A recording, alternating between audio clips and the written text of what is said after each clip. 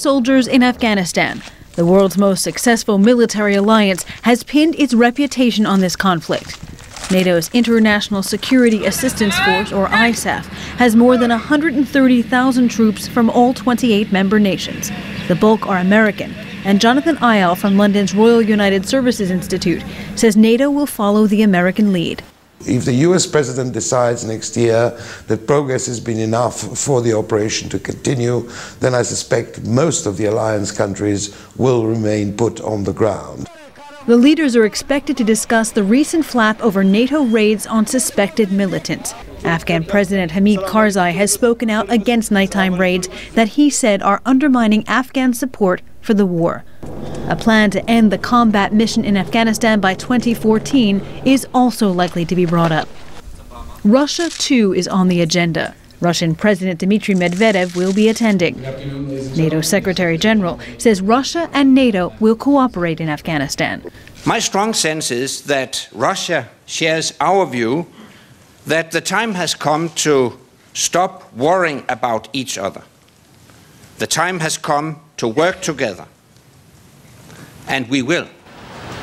Russia's relationship with NATO began in 1989, after the fall of the Berlin Wall. Then Soviet Foreign Minister Eduard Shevardnadze made a historic trip to NATO headquarters. Welcome to NATO. But the relationship has been rocky, mostly because of differences over NATO expansion and missile defense. Oksana Antonenko of the International Institute for Strategic Studies says the relationship will be reset.